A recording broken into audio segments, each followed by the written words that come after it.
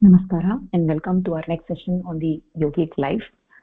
So, um, we have been learning about this Yoganishta Jivanam for last several months, and now we have also started reading the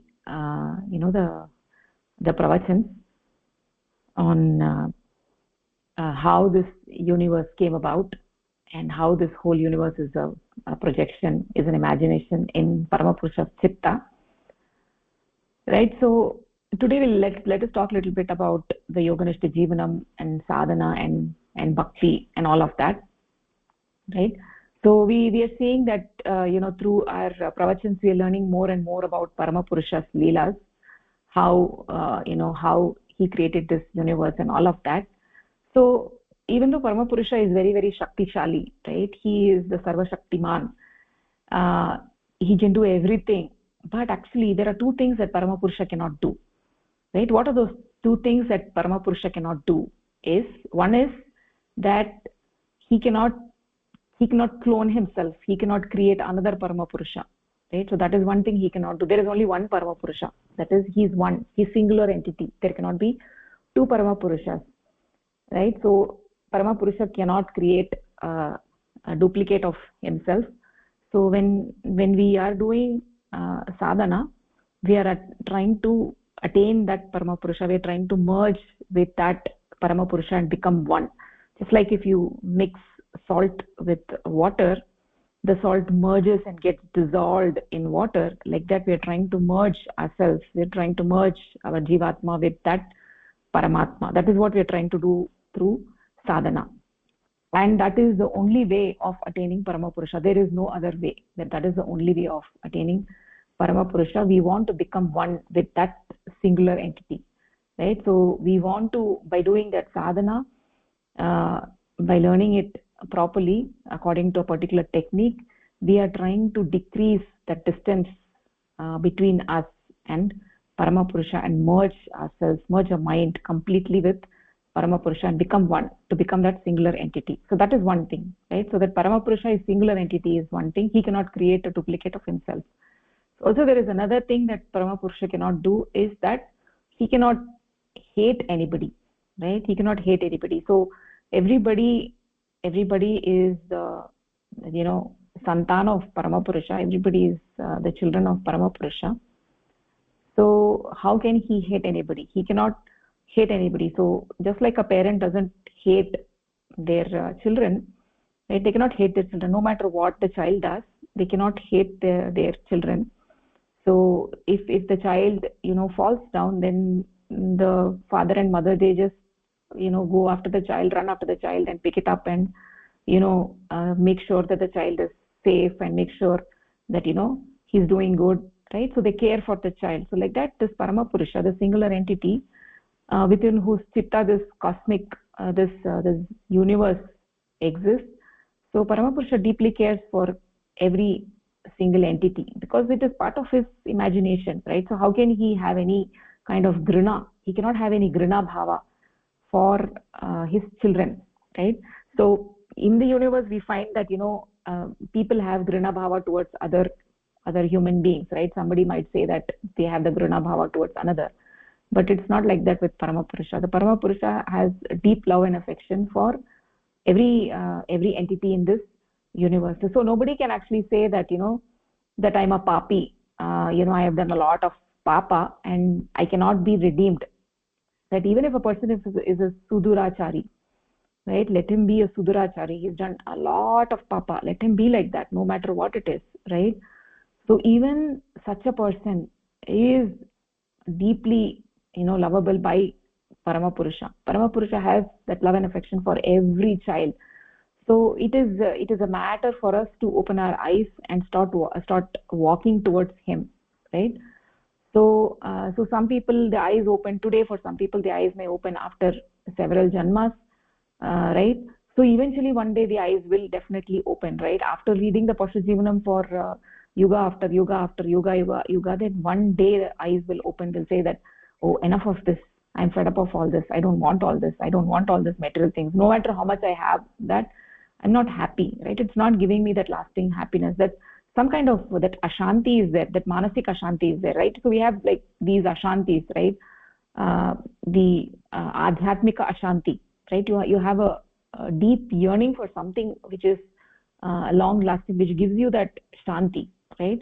So that is what people are yearning for, and as they're yearning for that, then when they start yearning for that, right, everybody actually has that yearning for that parama purusha, but they don't realize that because they get so engrossed in the, you know, the laukika jivanam, the pashu jivanam. They don't recognize or realize that they have this yearning for that supreme entity. So then they spend their life, you know, just doing the pashu jivanam. But one day when the eyes open, that is when they, you know, start taking the efforts to go towards parama purusha. So you know, his children may be in different stages. Some of them may be more advanced in moving, you know, in a faster pace towards him, and some of them may not have realized that their goal is to reach him. They might be still engrossed in the pashu jivanam. So irrespective of whatever it is, right, like no matter how much your mind is degraded, even then everybody is the children of parama purusha, and parama purusha is always there with us. Like for instance, you know, if a child is walking, right, and as a small child is trying to learn how to walk, and it just falls, keeps falling, right? So it is not scared to fall because it knows that its mother or father is watching him, and you know, if he falls and gets hurt, they will come running to help him. That is why they're not scared of making mistakes. The child will, you know, very happily walk even though it knows that it might fall, right? Because it's not scared of falling, because it knows that you know, father and mother, they're coming running after it. So the same way in this world, right, we are, you know, we are doing you know, our goal of life is to do sadhana. We have learned sadhana, we are doing sadhana. So you know, as we're doing sadhana, it is quite possible that, you know, initially we might have struggles with sadhana, right? You're not able to focus, you're not able to concentrate. So that is quite natural with anything, right? So when you do something new, you don't get success immediately, so you have to try, right? When you try a few times, then you succeed. Just like a child learning to walk, right? It might fall several times and then slowly it learns how to walk. The same thing, you need abhyasa with sadhana also. Sadhana, even though it might sound like, oh, that is not for me, it might sound like that, but it's not like that. You know, when you keep doing it regularly and diligently, you will definitely see that your mind, you're able to concentrate your mind, you're able to concentrate your mind better than how you were able to do it, you know, the first few days when you started learning sadhana. So you will actually gradually see the progress where your mind, you know, is focused on that, is ideating on that supreme entity, and you're experiencing that manasika shanti. You're experiencing manasika shanti. When you do that kind of a sadhana, experiencing manasika shanti, then what happens is that, you know, even when you're not doing sadhana, your mind will only think about welfare of everybody in the society. It actually expands your mind. So the more and more and more your mind gets expanded, then instead of contraction, then what happens is that your mind becomes very wide, and eventually you become a deva. Eventually you actually become that entity, right? What you're trying to do is to become that entity. As you think, so you become, right? So you will see that the devotion in the mind, devotion for parama purusha is gradually increasing, right? We are doing sadhana for that supreme entity. And why are we doing the sadhana? We are trying to please that supreme entity. We are trying to please that singular entity, because we want to merge with that entity, because I want to move forward, right? I want to move forward, and that is the design of this srishti. That is the design of this srishti. That is why I am doing sadhana, right? So I'm doing sadhana because it is the desire of parama purusha. Parama purusha desires that I do sadhana. Parama purusha desires I go reach him. That is what his desire is, even though we don't realize, even though the individual units have their, you know, the individual unit minds have their own individual desires, which may be conflicting with the desire of the supreme, right? But what we have to understand is that ultimately we have to go and reach the lap of that supreme, right? Ultimately the desire of the supreme will get fulfilled. So the more we realize that parama purusha is running this universe according to his desire, everything in this universe is operating according to his desire. Nothing will operate without his desire. Even a blade of grass cannot move without the desire of Paramapurusha, right? So when we first come to this yogic life, right, and we start learning about all this, and we have so many questions in our mind, we have so many doubts, will this work, what they're saying, is that correct, why should I follow this, I have known other paths and those paths are all better. We have so many questions, right? But when you from childhood we've been learning a lot of things, right? In depending on which family you're born, we've been learning about religion, and we'll be learning about so many things, and our parents have told us, and we like, oh, we take it for granted, we never question it. And even if you questioned it, you never got answers, and so you accepted it as final, you never questioned it. But when people come to yogic life, right, they have a lot of questions, they want to question everything, and they say, oh, why should I believe that this works, right? These kind of questions are quite natural, and it is also good to have these questions, because you want to understand that is this rational what I'm doing. So the thing in this yogic life is, this yoga shastra is, that everything we do is extremely logical, extremely rational, right? So so the so the so the thing is that we have to understand is that the kind of rationality that you get here in yogic life, you may not get anywhere else, you will not get anywhere else, we can say that for sure. This is a science which is beyond dogma, which is beyond the tatata katit shastra and all that, right? So we have to take our place our foot forward with a positive and open mind, right? You have to see what is there, what is this shastra has to offer for me, right? Let me try it for 1 year, because see, anyhow in that 1 year you're not going to do any other thing, right? You might be just engrossed, like all of us, we might be just engrossed in the pashu jivanam, that's all we might be doing. But let me spend 1 year in this yogic life and see what it has to offer me, right? Let me put my heart and soul into it and see what it has to offer to me. Like at the physical level, like when we first start doing, following this yogic yoganishta jivanam, we can slowly see that at a physical level there are a lot of changes, right?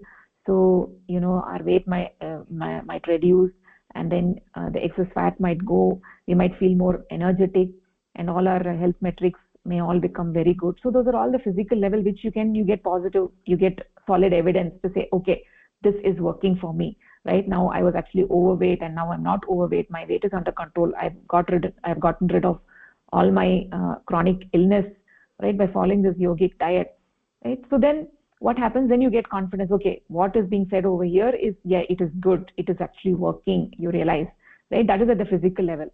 So the same thing at the mental level, right? Initially you have a lot of questions, why should I follow this, what is this, I mean, I know something different, I've been doing puja, I've been doing this, why should I do this, right? You have all these questions, it's quite natural to have these questions, and I also had all these questions, right? Why I've been brought up in a particular way, and I was like, why should I follow all of this, right? What is it, why should I believe that this is what is the truth? That kind of a question comes naturally to all of us. So at that point in time, what we have to do is we have to say, okay, let me see what is there in this, right? Before I reject this philosophy, let me see what is there in it, let me give my heart and soul for this and see what is there in this, right? Are they saying what is really the right thing? How does it feel in my heart? I mean, am I able to align with this? What kind of benefit am I getting, right? So that is how we initially, that is how human beings all operate, right? We always want to see what is the benefit, right? Right, prayojanam vina mandaha pina pravartate, right? Without prayojana, even a dumb person will not go forward. So we always want prayojana, we want to know what is the benefit in that for me, right? So then when you engage in sadhana, when you do sadhana, when you learn sadhana, when you start engaging in it slowly, when you put your heart and soul into it and do everything that is required, follow the technique, then you will slowly see that your mind is changing. You get positive evidence, then you will say, okay, yeah, this is working. I was having so many doubts in my mind, right? Initially I doubted everything.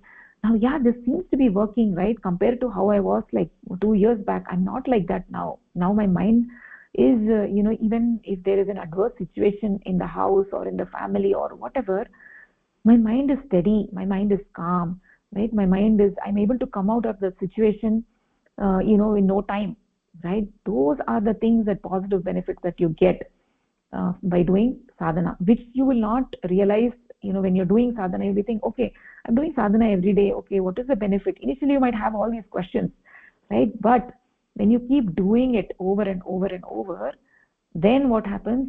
You will slowly see that your mind is changing. Your mind is not the same as it was before. Now you have more positive vibrations. Your mind is more calm, no matter what the situation in your house, in your life is, right? Because everybody has to go through sorrow, right? Because nobody is an exception. Because we have taken this birth means that we have the baggage of the karma pala. Without the karma pala, we would not have taken this birth. So this karma pala could be positive karma pala, the papa and punya. Right? We could have papa, we could also have punya. So when we have the papa baggage from the past, then obviously we're going to have sorrow, right? Nobody can escape that. So then when we have the sorrow, then what we have to do is, then a person who is a yogi, right, who is engaged in this yogic life, and a person who is not a yogi, same situation, right, the same kind of sorrow for both of them, how each of them react is completely different. A person who is steady in yogic life, his mind will be calm, his mind will be positive, his mind will know how to handle that situation, he will know how to react to that situation, how to respond to that situation in a very, very systematic manner, in a very gradual manner, with a calm mind. And the solution that he gets is much better than a person who is a non-yogi, who has the same kind of sorrow, who's never done sadhana in his life, who is not thinking about Parama Purusha. For such a person, his reaction will be extreme. It will be full of anger. It will be full. His mind will be completely upside down. He'll be completely upset. And in such a situation, the decision he takes is also definitely not going to be right decision. On the other hand, a yogi who's been doing sadhana, his mind is calm, his mind is elevated. For such a person, he is able to view the situation in a in a rational manner and come to a logical conclusion, right? Those are all the things that you'll start seeing those benefits only when you learn sadhana. So for learning sadhana, right, so for learning the pravachan, we are doing online, right? We're sitting and doing all this online. It's possible to do online, but sadhana is something that we have to sit and face to face and learn, right? We have to learn from somebody who has been doing sadhana, who knows the technique. We have to learn it from such a person, and that is not possible to do online or over the phone. For that purpose, we need to come face to face, and that is the reason why they have this shivir in Varanasi, where we, even though it might seem that this place is so far away, it is like I'm in USA, I'm in Japan, and wherever I am, I'm in some southern part of India, right? Even though it might seem, right, but we have to find one place where everybody can gather together, and we have to find the place which is nice and calm away from the city, and that kind of a place is where we have found in Varanasi, and that place is perfect for sadhana. It is on the banks of Ganges. Those who have been there to Shivir can vouch to that. The place is really very beautiful. The place itself can give a soothing and calming effect to your mind. And also when you learn sadhana and when you do the group sadhana, when you do the sadhana in the group, it is completely a different experience. It just elevates your mind completely. After that one full week, right, you take that positive vibration and you go back home and you completely start engaging in that life. That is the purpose of the shivir, right? Otherwise, one can say that I'm following the yogic diet in my home, I'm doing all of it in my home. What is the purpose of coming to the shivir? So the purpose of coming to the shivir is that you will get to learn sadhana one-on-one. You will get to experience bhakti. You will get to elevate your mind. You will get to calm your mind, get your mind focused on what is the goal of life, understand all of that, and also living together with people that you don't know, right? That is also one great advantage, right? Because all along we see this whole world, the problem is that we are not able to adjust with each other. That is the problem, right? People in this world today, we have issues. Every corner of the world there is issue, something or the other, based on religion or based on something, based on selfishness. But when you come to the shivir, you are going to live with people that you have never seen, that you have never met, right? That is a very unique experience, right? Because you will learn how to live with other people, how to adjust, how to have this sarvatma bhava. We keep saying that vasudhaiva kutumbakam, we keep saying that in the mouth, But do we experience that this Vasudhaiva is Kutumba? We don't experience it. When we go on the road, do we see that person who is next to me as my own family or my own brother and sister? We don't. How do we get that experience? How do we have that bhava? That is by doing sadhana, and that experience of this mamata to everybody else, that is what develops when you come to the Shivir. The first time when I went to the Shivir, above everything else, when I went to the Shivir, I did not know anybody. I did not know a single person except the Acharya. So I was having all kinds of doubts in my mind. Oh my God, this is a new place. I was going alone. I had I had not met anybody. I didn't know anybody. I had a lot of doubts in my mind. But then after that 1 week of living with everybody, right, it was completely different experience. It felt like, that person who is there is actually, I've known him for ages. It's not like he's some stranger to me. He's like, he's like my brother. He's like my friend. He's like my, that mamata, that sarvatma bhava slowly started developing, right? That is the advantage of doing sadhana, which you will not get by reading a book or by listening to some pravachan. You will not get that. You will not get that kind of sarvatma bhava. The expansion of the mind is not possible through any other means. No matter how many hours you can listen to a pravachan, you can listen to somebody saying some pravachan, and you can listen to it how many ever hours and how many ever days. That is not going to elevate your mind, because after you finish listening to that pravachan, you are going to get engaged in your own way of life, the way you have been doing in the past. The same thing you'll be doing it. That there's not going to be any shift in the way you think.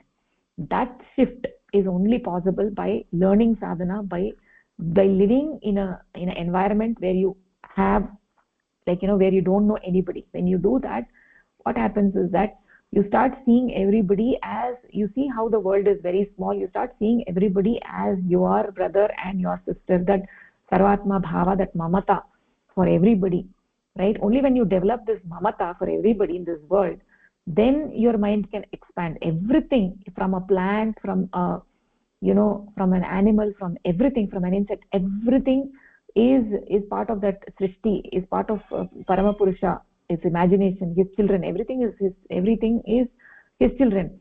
So how do we get this feeling of that, this other person on the road is mine, right? I have this mamata. He is my brother and he is my sister.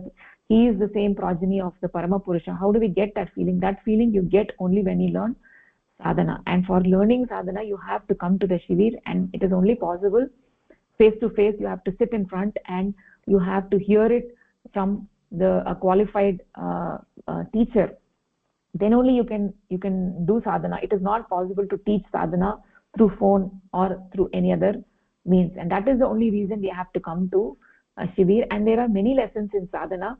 As a sadhaka proceeds, he progresses further, then they'll start getting the next lesson. So then when you keep doing all these different lessons of sadhana, you will definitely see a positive change that is happening in yourself. Your love for Paramapurusha, your bhakti bhava actually starts developing. The bhakti bhava that is hidden in your heart, which never got activated, that kind of a deep love starts developing only when you do sadhana. It is not possible to do with any other thing. By just having a murti in front, you're not going to get that kind of a deep love and affection. Even if you get it, it might just be momentary. But this bhakti bhava, this strong attachment, this mamata to Vishnu, that is only possible when you're sitting in sadhana and ideating on that Parama Purusha regularly twice a day. When you do that, then you can see your mind is expanding, and also you're having this bhakti bhava for Parama Purusha. It is not based on any dogma. Your mind, as it thinks, so it actually becomes. It actually becomes that. That is what we're trying to do. We're trying to become that supreme entity, right? So every year when you go to the Shivir and when you learn sadhana and when you progress, what happens is that you're actually seeing that your mind is gradually elevating. And it is not possible to explain all this in words. One has to experience it themselves, right? Because even if somebody explains, even if a sadhaka explains, it will be like, okay, so what, right? But you have to personally experience, then only you can understand. what is the benefit of sadhana, why should I do sadhana, right? It is not just the yogic diet that is good. Even the yogic diet is for the body, right? No doubt that is very important.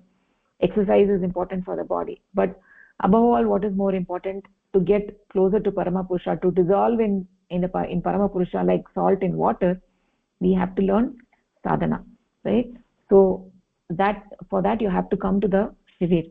So having said all of that, now I want to ask you guys if you have any questions or any comments.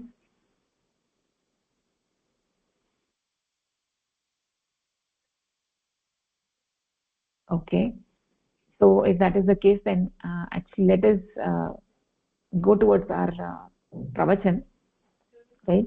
So what is this world? We are actually towards the end of that pravachan.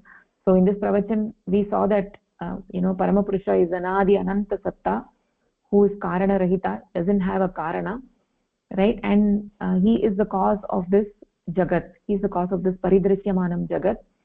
And we also said this paridrishyamanam jagat is very, very stoolam, so it's very crude, right? And how did Paramapurusha create this crude universe if Paramapurusha is so subtle? Paramapurusha, we cannot see Paramapurusha with our indriyas, right? But this Panchabhutas, we can see the Panchabhuta, we can see the jagat. So if the seed of this universe existed in Paramapurusha, then how can we call Paramapurusha subtle, right? He must also be crude, right? If the karanam is crude, then only the karya is crude. So how can we say Paramapurusha is subtle, right? So but we know that Paramapurusha is subtle because we can't see Paramapurusha with our indriyas, right? So then how are we saying Paramapurusha is subtle? So we said that Paramapurusha is subtle, that the only possible explanation is that this whole Srishti is an imagination in the chitta of Paramapurusha. So we also saw the Srishti Chakra. I showed you the picture and explained to you how the process works, right? How the Srishti, when you look at it as a clock, how it moves from 12 o'clock to 6 o'clock. That is the Sanchar Dhara. The cosmic mind is created at from 1 o'clock to 3 o'clock, and then from 3 o'clock to 6 o'clock the Panchabhutas get created, and then from 6 o'clock to 12 o'clock we have the Pratisanchar Dhara. And at 6 o'clock, when the Tamoguna of Prakriti influences the chitta, the cosmic chitta, when the pressure of Tamoguna increases and increases, and then no further bhuta can emerge, then what happens is, because of the pressure of the Tamoguna, and if there is an appropriate environment, anukula vatavaranam, then the jiva comes out of the stone, right? A jiva evolves, and that jiva has an unit mind, and also at the Kshiti Tattva level only it is possible for the consciousness to get divided into the unit consciousness and the unit mind. So every jiva has a unit consciousness and also a unit mind. And then slowly the jivas evolve from single cell organisms to plants to animals, and then finally at 10 o'clock the human beings have evolved, and the human beings are most evolved beings.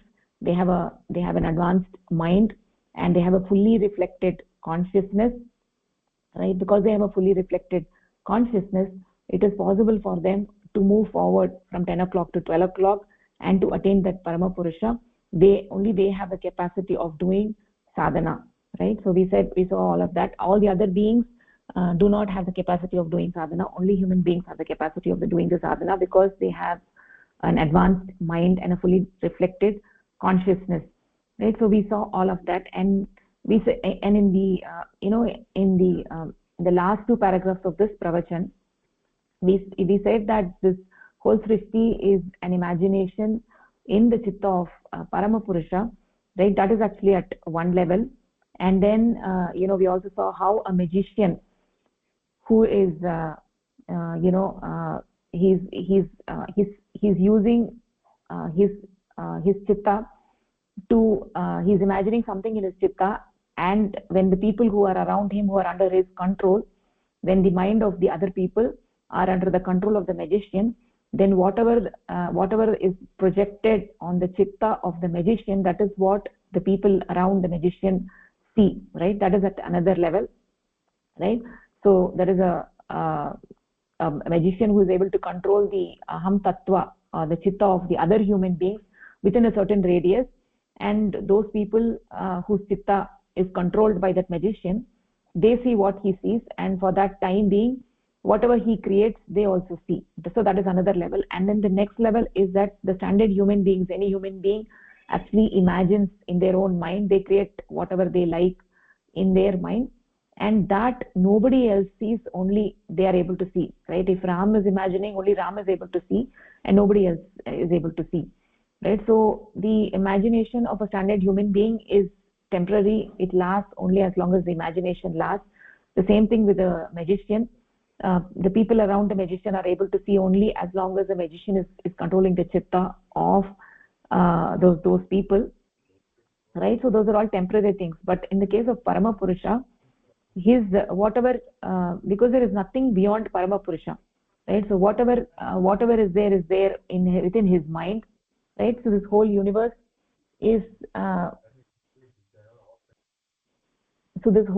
is there within his mind, and it continues, right? It is not temporary or it is not momentary, right? So whatever he projects within his mind, that is what we see, right? So if there is a tree in front of me, then everybody sees the tree, right? Because that is what Parama Purusha is projecting, and that projection is a thought projection. It has a unique reality value which cannot be ignored, right? So which has to be acknowledged, and a proper philosophy will know how to deal with that, right? So if somebody in this universe is starving and they need to be taken care of, right?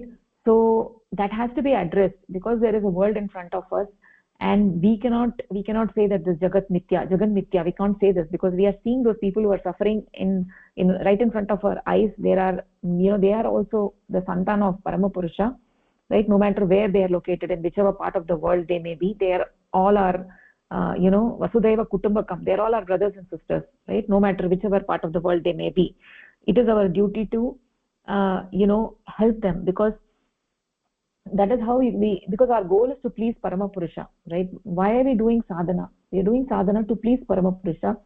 And when we do the Jagat Hit, right, when we do the seva, then we are actually pleasing Parama Purusha. By doing seva, we are pleasing Parama Purusha. So by that, what happens? Why we should do seva? By doing seva, a sadhaka, why he does seva? He does seva because by doing that niswartha seva, right? Only a sadhaka can do niswartha seva. When he does the seva, what happens is that his mind expands, right? The malas of his mind, the doshas in his mind, they all get removed, right? So the harihi harati papani iti harihi. Who is a harihi? Harihi is somebody who steals your papa, right? He steals your papa. So when you do selfless service and when you try to please Parama Purusha, when Parama Purusha gets pleased, what he does, he steals your sanskaras, he steals your papas. So when he steals your papas, then all your sanskaras are removed. When they are removed, then your agragatihi, your movement from 10 o'clock to 12 o'clock becomes very, very smooth. That is why it is important to do the service, right? So what is all the goal of all of our life is to move from 10 o'clock to 12 o'clock, right? So so we have to, for that purpose, we have to acknowledge this jagat, and that is why this yogic philosophy is one of Advaita, Dvaita, Advaita, right? Advaita, Dvaita, Advaita. So first it is Nirguna Purusha, that is Advaita, there is Ekam. Then there is this jagat, then there is jagat and I and jagat, so there is Dvaitam. And then finally when you merge yourself with that supreme entity, then you're returning to that entity, that is Advaitam. That is in the final stages, right? That is in the final stages. So as long as we are living in this world, this jagat is there, so we cannot ignore this jagat. There is Dvaitam, right? We have a human body, we live in this world, and we have a jagat in front of us. So we have to do sadhana, we also have to do jagat hit. Wherever possible, we have to do jagat hit. There are different kinds of jagat hit we can do. If somebody is starving, we can feed them. If somebody doesn't have money, we can give them money, right? If somebody needs education, right, if we have the knowledge, we can teach them, right? And also after having learned this yogic life, if we don't teach somebody, then what is the point? So we have to make every effort to teach somebody whatever we have learned. We have to teach somebody. We have to, we have to make them also understand what is the goal of life. We have to also, if they are having diseases or they're suffering from illness, tell them about this yogic diet. So the first thing we can actually do is to start with the yogic diet, right? First implement in our life and also tell them about this yogic diet, right? So ultimately what our goal is, Atma Moksha and Jagat Hit, right? That is what is our goal. For that purpose only we are all, making efforts. We are doing chesta, right? So the thing is with the human beings is first we need to understand we are in bondage, right? We have to understand we are in bondage. When we deeply understand from our heart that we are in bondage, then we will make efforts to move forward. We will do the chesta to move forward. Then only the moksha comes. The moksha part comes. If you don't understand you're in bondage, if you're engrossed in the Pashu Jivanam, never realize you're in bondage, right? That ichcha, that mumuksa, that moktum ichcha, right? I want to get liberated. That mumuksutvam is there. Then only that you will be like, okay, I don't want this. I don't want to be born again, right? That kind of desire comes. That mumuksutvam comes. Then that comes only when you know that you are in bondage.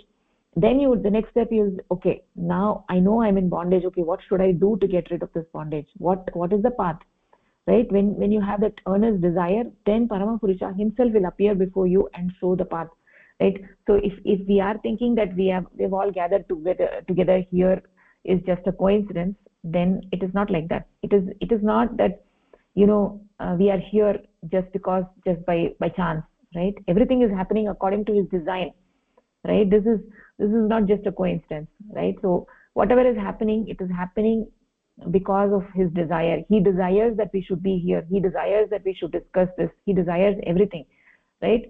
So it is his desire that we have come here. So in a sense, what I'm trying to say is that all of us have this yearning to know the infinite, right? We have this yearning to know the infinite, and that is why we are here, right? Otherwise we wouldn't be here. All of us, somewhere deep in our heart, we have this yearning to say, okay, what is this? Okay, I'm born in this universe, and okay, I have a job, I have a family, I have this, but how do I move forward, right? How do I move forward? You have this yearning to know, okay, what is the goal? Who am I? Where am I going? What am I doing? Is this my goal of life, right? You have all these questions, and when you want to know the answer to these questions, then automatically when you have this yearning, then Paramapurusha himself shows the path, right? So nobody should think that they're here just by coincidence, right? Everything that is happening in one's life is not just a coincidence. It is according to his design.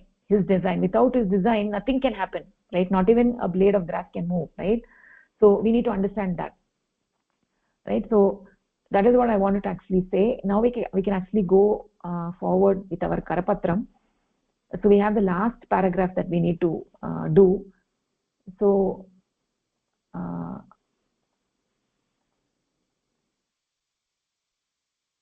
okay, Chandrasekhar Mohdaya, do you want to take it? Sure. Mohdaya.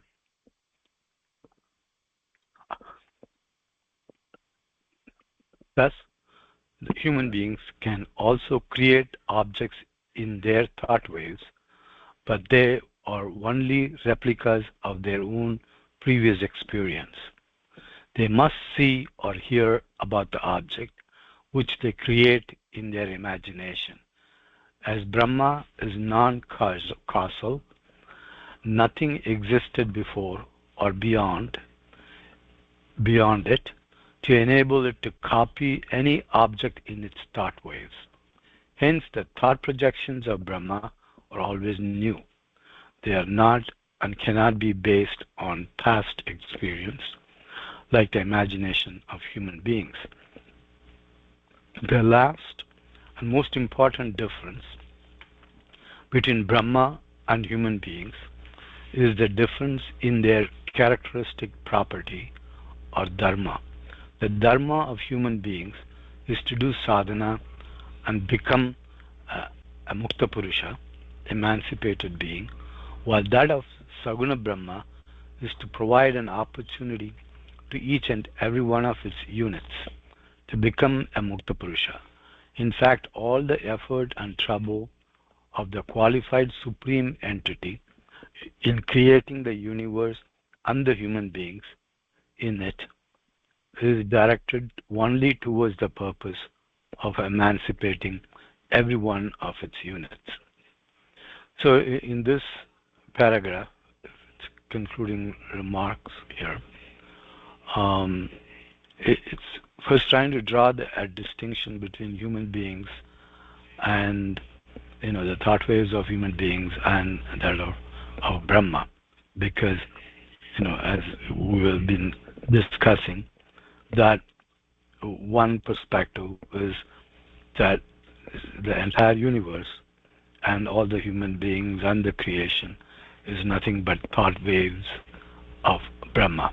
We're all just thought projection of Brahma.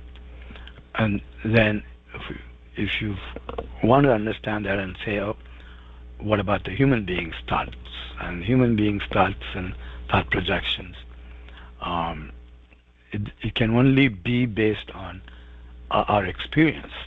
Whatever, we cannot think of or project thought waves beyond what we've experienced or what we've seen, and build variation to what we've seen, to imagine, based on what we have been exposed to. Whereas the Brahma or the Brahman does not have any other past experience or anything else to base Brahma's thought waves on. So therefore, they're all purely, all his creations. There's no past experience.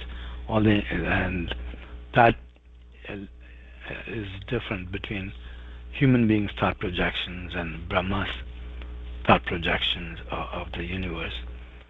And the other difference it's trying to highlight here is the dharma. The dharma of the human beings is to do sadhana and become a mukta purusha. And the dharma of Saguna Brahma is to really make and encourage or guide the units and the human beings to become mukta purushas, because that's the whole purpose of humans, is to become emancipated and become mukta purusha. And the whole object or dharma of Saguna Brahma is to make all the unit consciousnesses to become the mukta purusha. And that's about summarizes what the paragraph says. Yes, Mahodaya, beautifully said. Thank you. That is actually the idea over here. If you just look a little bit, the last three paragraphs in this chapter, they're talking about the similarities and differences between the unit and the cosmic, right? So there are certain similarities and there are also certain differences. So what are the similarities is that the unit entity also has the unit mind, right, which has the three components, the Mahat Tattva, Aham Tattva and Chitta. The cosmic entity also has the cosmic mind, which has three components, Mahat Tattva, Aham Tattva and Chitta. So both of them have a mind, right? So that is one similarity, right?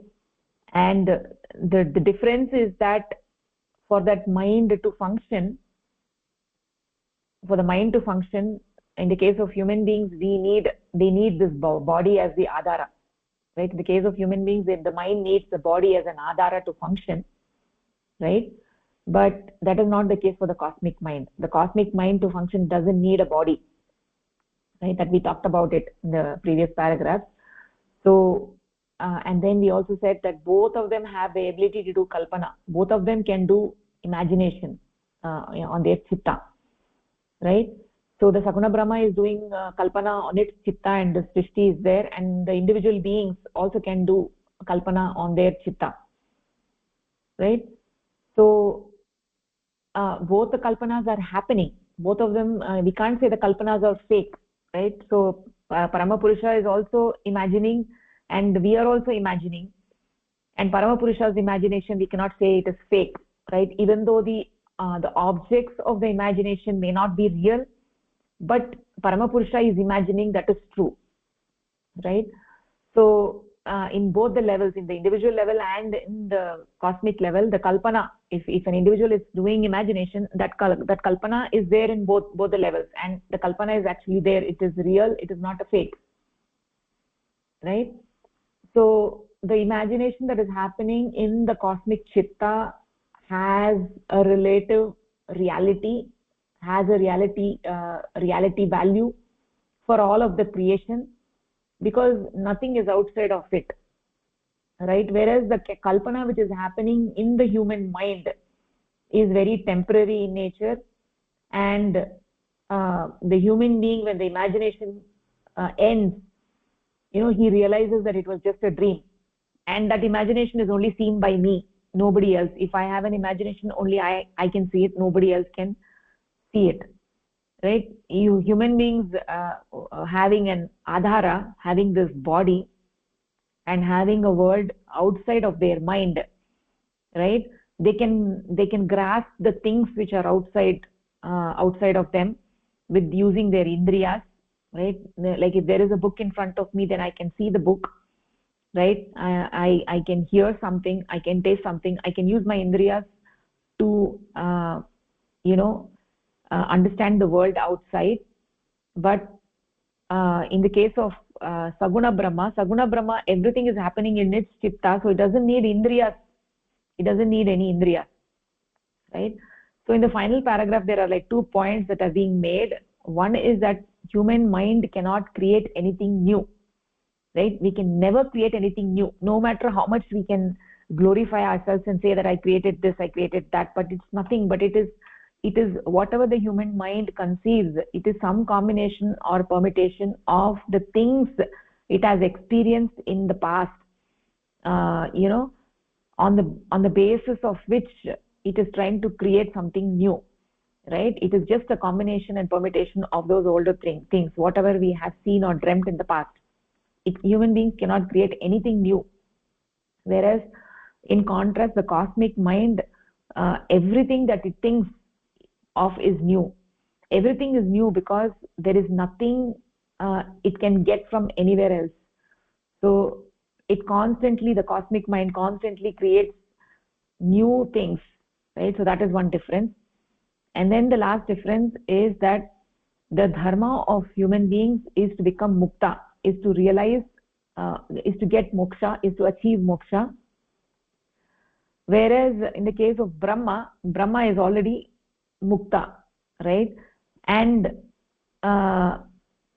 so it's dharma. Saguna Brahma's dharma is to provide an environment in which the beings, which are the components of itself, can move ahead and also become one with it, become one with the cosmic entity, right? So those were the differences between the cosmic and the unit entity, right? So this concludes our discussion of this pravachan, what is this world and its reality status, how it comes to exist, how everything is proceeding in a logical fashion with sanchar dhara and pratisanchar dhara, right?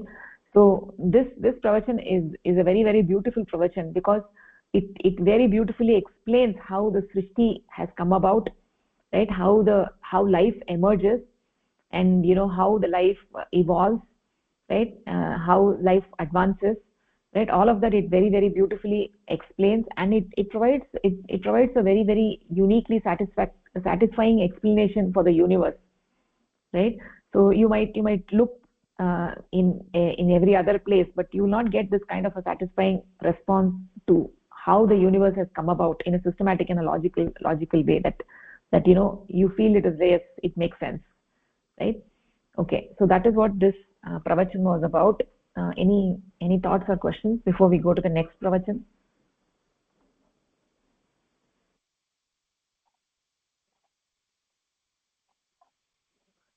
Okay, so let's go to the next pravachan. Who am I and what am I, right?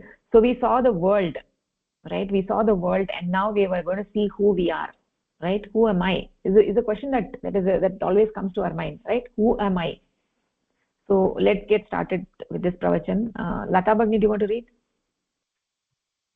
Bhagini, Namaskaraha. Namaskara Bhagini. Human beings form the last stage in the evolutionary ladder of the creation. In human beings, consciousness is fully and clearly reflected in a physical body made of the 5 rudimental factors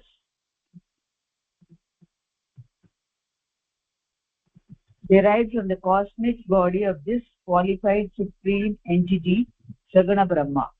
This clear reflection of consciousness is unit consciousness, Atman, and the physical body of the 5 factors which receives this reflection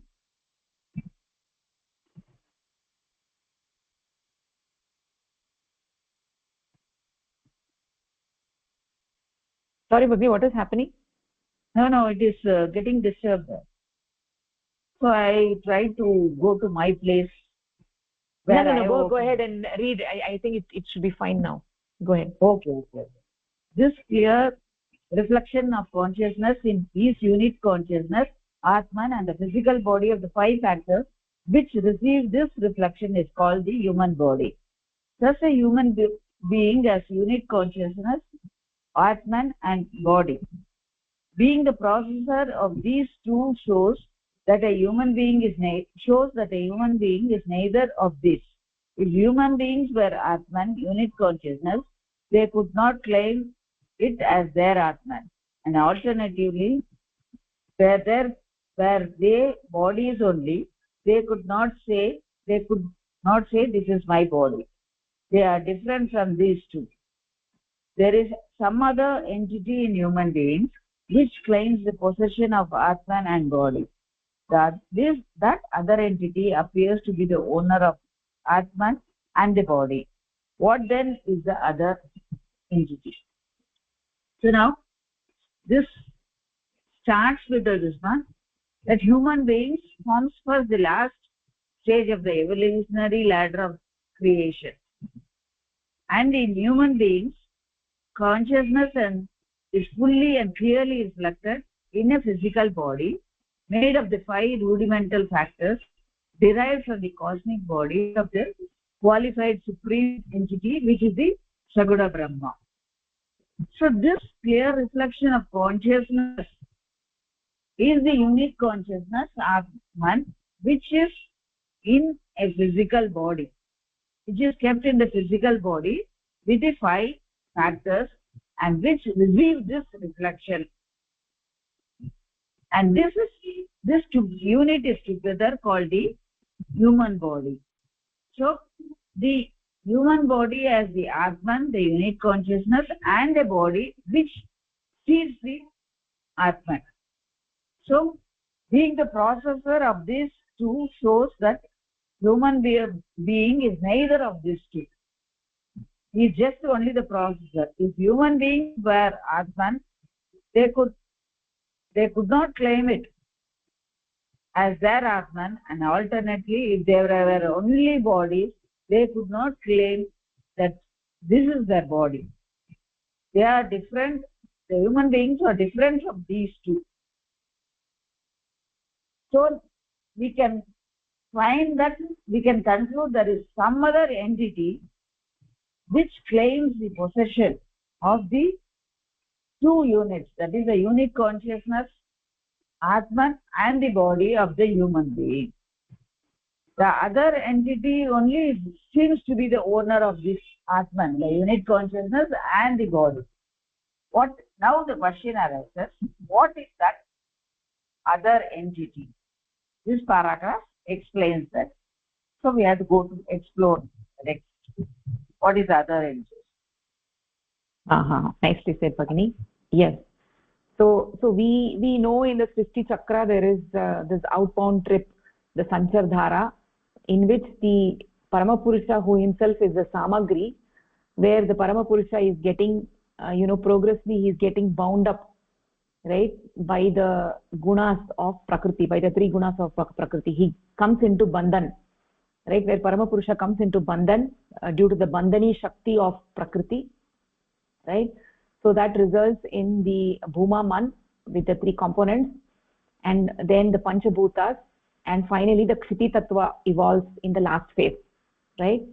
And in the return phase, in the pratisanchar dhara, in which the sattva guna is predominant, and the when the environment is proper, and then from the kshiti tattva life emerges, and the life has a unit mind and a unit consciousness, and through clash and cohesion, through sangarsha, there is a gradual progression and development of the mind in the jiva, which itself has come from the kshiti tattva, right? So ultimately, when we come to the point of 10 o'clock in the Srishti chakra, where we have been, right? So then the consciousness gets clearly reflected in human beings. So we keep saying consciousness gets clearly reflected. So what do we mean by that? What do we mean by consciously clearly reflected consciousness? So the mind is a reflective surface, is a mental plate. The mental plate or the mind is a reflective surface like a mirror, right? Even for a single celled organism, it also has a mind, right?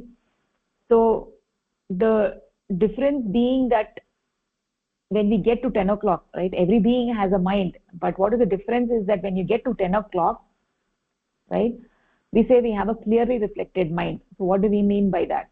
So if we think of a puddle of water in the road, right, if the water body, the puddle of water has mud in it on a full moon night, right, let's say there's a full moon on that particular night, and the puddle of water has mud in it, right, you can see that something is reflected in the puddle, but it is not clearly reflected. It is not clear. You cannot see the moon clearly reflected on the puddle of water, right?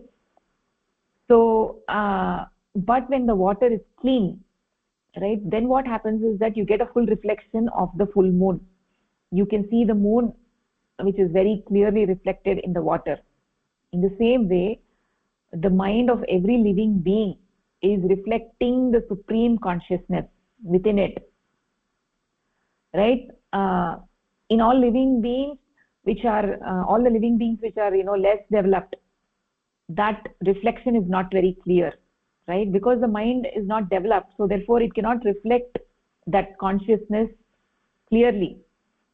And as a result of that, what happens is that they do not have a desire, an awakened desire to realize that infinite entity. They do not have this infinite desire. So those beings, they don't have clearly reflected consciousness on their mind, and therefore they do not have a desire for the infinite. We have actually talked about all this in the past also, right? So that is why they just become satisfied with the physical things, right? If the stomach is full, if they have a warm place and safe place to stay, then they just go to sleep. They don't have a clear reflection of that supreme entity within them. And as a result, what happens is that they do not have a desire to realize that entity within them, right? So both of them work together. That is the clear reflection and an infinite desire, right? The clearer the reflection, when you have clear reflection, then you have an infinite desire. When you don't have clear reflection, then you don't have an infinite desire. So we get this arising of this clear reflection even in the presence of which the most human beings are unable to realize that this is what they're really yearning for in their life, right? But in some persons, when their inner eyes, antachakshuhu udghatitaha, when the inner eyes get open, then this desire for the infinite becomes dominating, right? Then it becomes a more conscious desire, right? Everybody has this desire, every human being has this desire, but it becomes more evident, it becomes a conscious desire within them when their inner eyes open, and only the human beings have the ability for that, right? So this is what we are talking about when we use the phrase reflection, clearly reflected in the physical body, which contains the mind and the brain, right? So when we talk about when we talk about my body, right? We say my body, my hand, my foot, right? So somebody is saying that, right? My soul, my atma, right? Somebody is saying that, and this concept of who is saying that is intimately connected with the spiritual body, right? Who is that I? When I say, I have a hand, I have a leg, right? And I say then my body, we use this word my body. Who is that my, right? So we need to have a better idea of who, of what is that, right? So that is what this paragraph is talking about, is who is that entity, right? So when we say this is my body, then uh, who is that entity that is actually saying that, right? So who is that entity which is claiming the possession of the atma and the body, right? That the other entity appears to be the owner of the atma and body. What is that other entity is what this paragraph ends with. So we can actually move from there.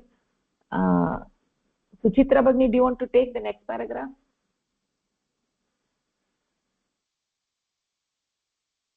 Namaskar. Namaskar. Is this a pure feeling of I? Sorry? To start with, the pure feeling of I, is that Yes, please. the pure feeling of I is only an abstract idea. A little introspection would show that this feeling of I exists is an idea.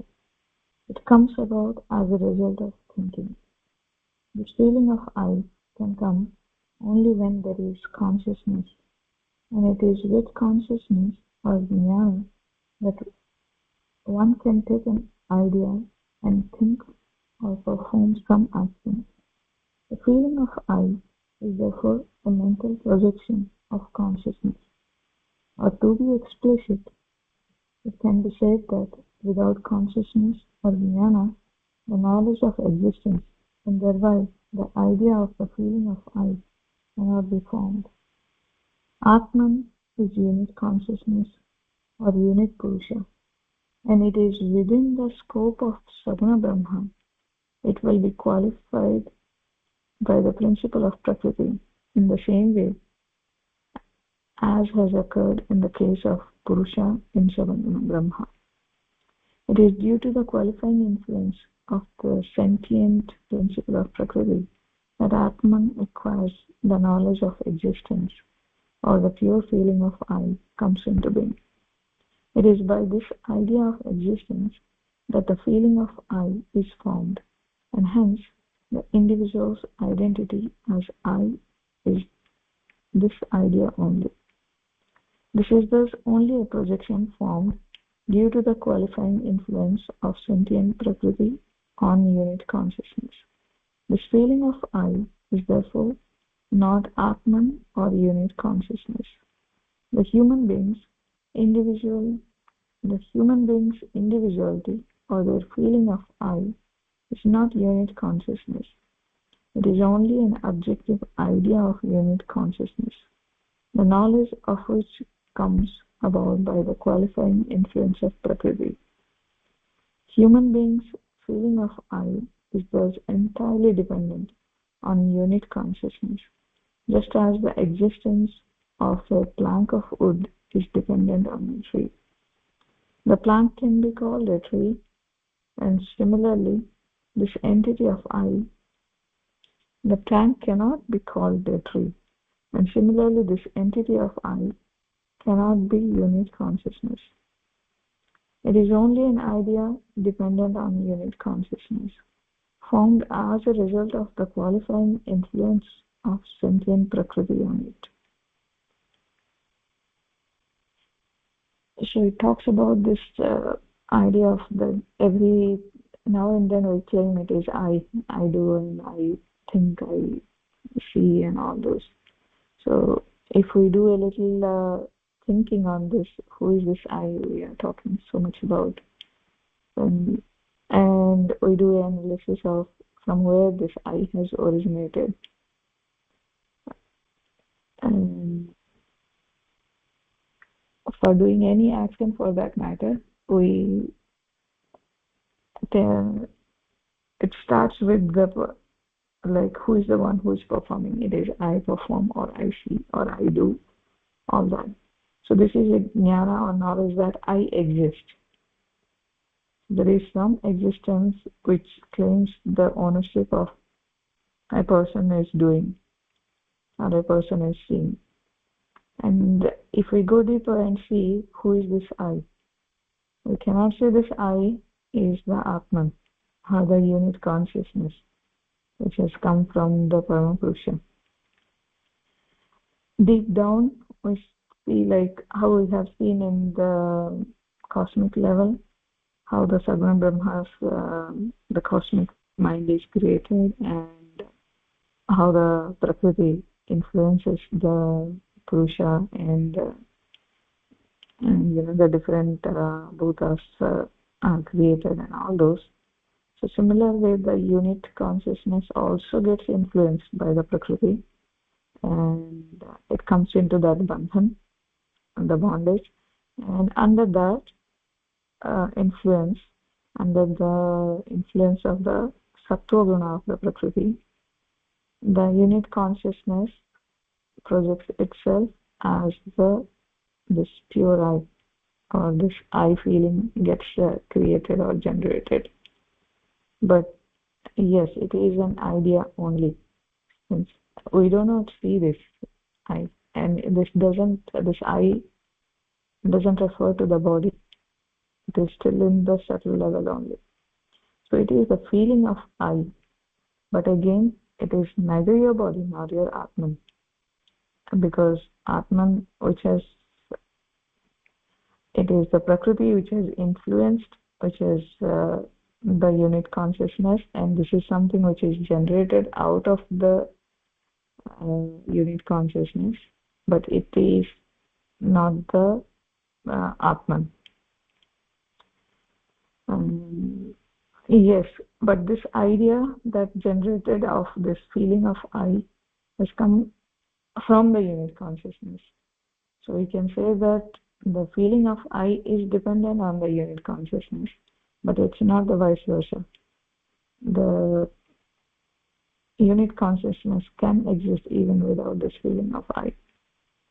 There is an example given over here, like if we see a wooden plank, and we know that it has originated from the tree, but we do not call a plank as a tree. And here, if we see this Karyakarana Bhava, then we see that the existence of plant is entirely dependent on the existence of a tree. But the plant cannot be the reason for the existence of it. The tree can exist even without the plant. So this is how it is. The I feeling is dependent on the unit consciousness, and it's the Prakriti's sentient principle which has influenced the unit consciousness, and this I has been created or generated. I'm not sure, Bhagini, if I did justice. Maybe you can explain it more. Yeah, nicely said, Bhagini. That is actually the idea. It is actually explaining what we have learned before in slightly different terms. That's all, right? We have already talked in detail about the concept that the consciousness the Purusha gets qualified by Prakriti, first by Sattva Guna, then by Rajo Guna, and then by Tamo Guna, and then wherein we get the sequential creation of the cosmic mind and the three components, Mahat Tattva, Aham Tattva, and Chitta. And then we also talked about how these are ultimately, the different functional forms of the same entity, right? It is the Shuddha Purusha that is getting qualified as Mahat Tattva, which is the I feeling, and then as Aham Tattva, which is the doer I, and then as Chitta, which is the done I. So all of these are nothing but the functional forms of the same functional forms which are derived from the pure consciousness or the Shuddha Purusha. So they are all dependent on that consciousness. So without that consciousness, they would not exist. So all the three layers of mind, those three parts which are there in all living beings, but are not they're not manifest in all living beings, right? So so what happens is that during the Sanchardhara, we get the Panchabhutas, and finally Kshiti Tattva. From there, the jivas emerge.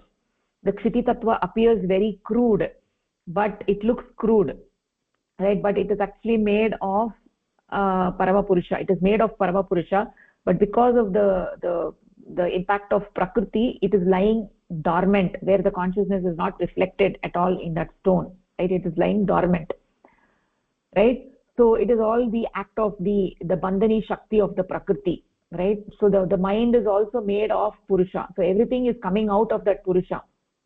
So that stone which is appearing to be crude is not crude. And because of that fact that it is actually not crude, but right, because of that fact only, when there is a congenial environment, then the life emerges, jiva emerges from that stone, right? If the stone was really so crude, then jiva cannot emerge from it. So that means there is the karana, right? So first the simpler celled organisms, single celled organisms emerge from that stone, right? So the single celled organisms also have a mind.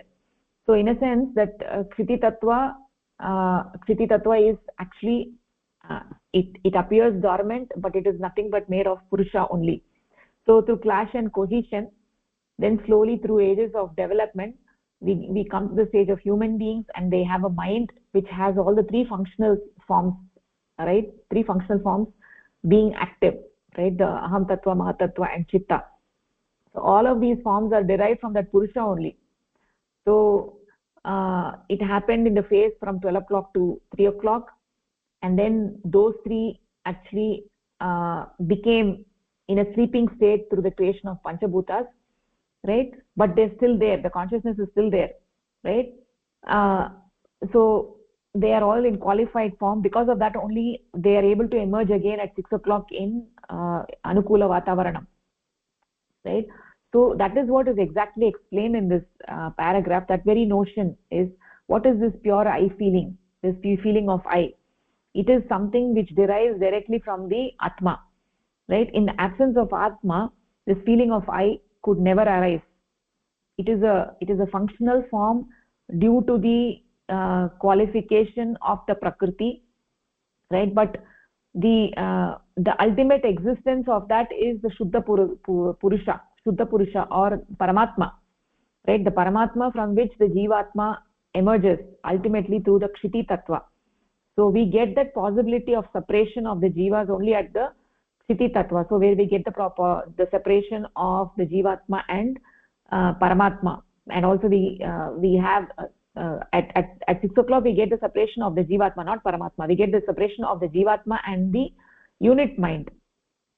So that very Paramatma from which this whole Srishti has emerged, and from which the Jivatma has emerged, and that has a unit mind, and that has this feeling of I, right? That feeling of I comes from where? Is coming from that Paramatma, from that Shuddha Purusha.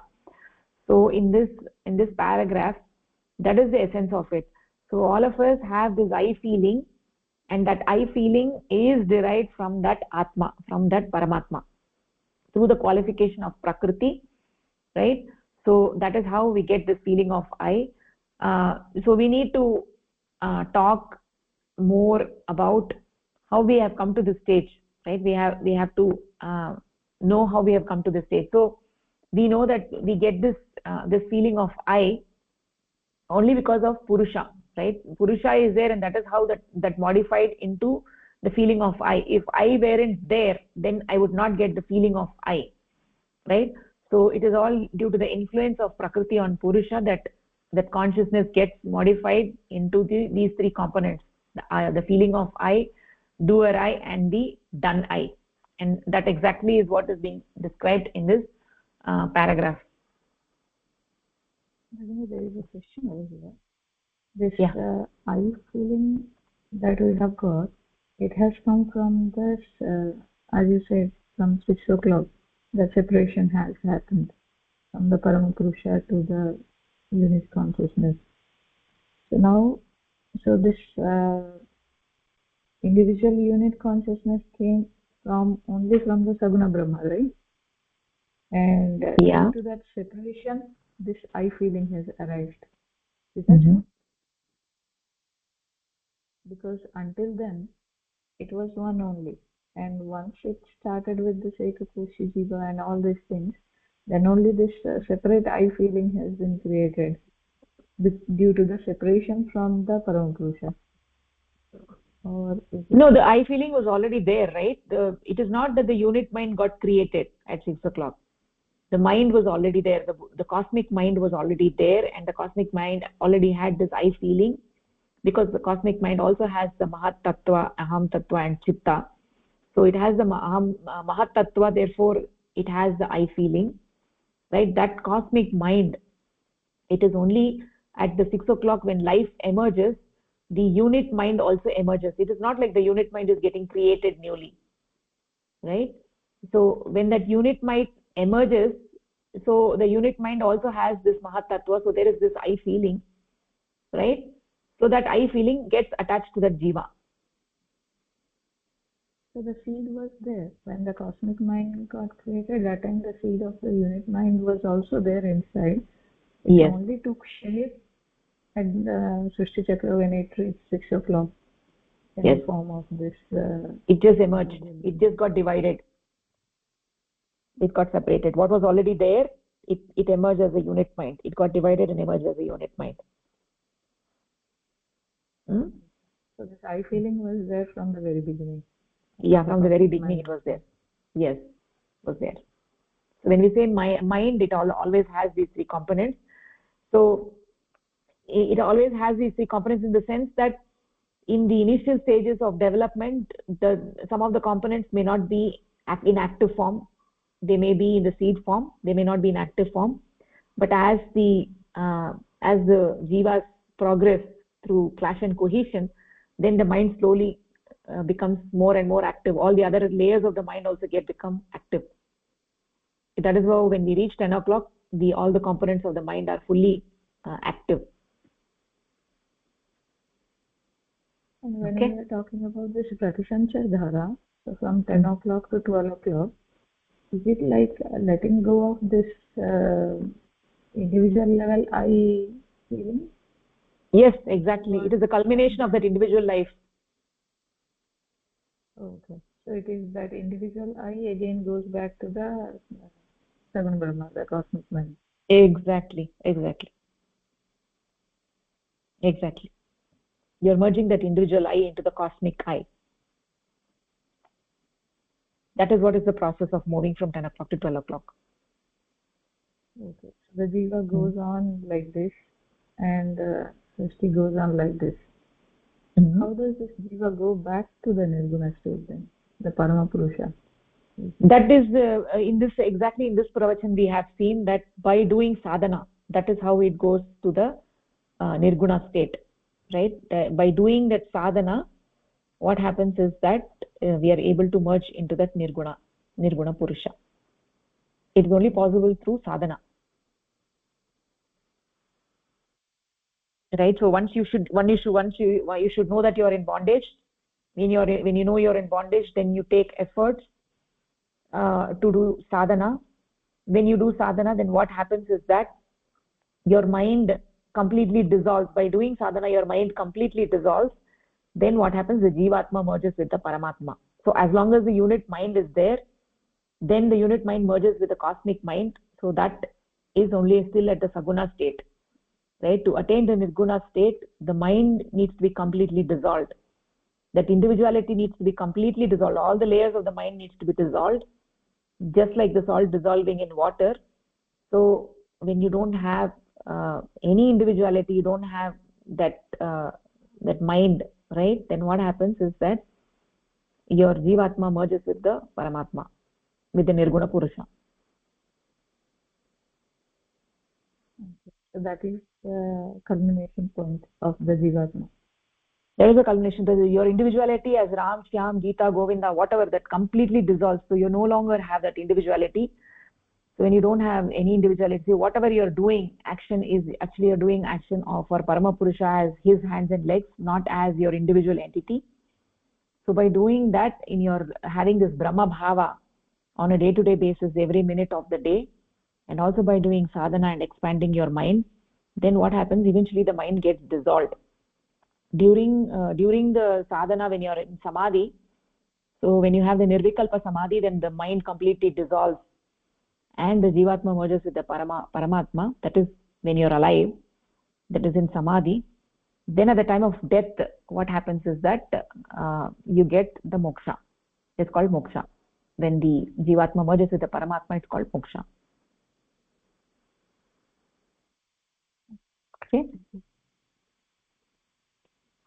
Okay, so we'll end the session over here. Any other questions, Bhagini? Okay. Okay, good, great. Thank you so much. Dhanyavadaha, namaskarah.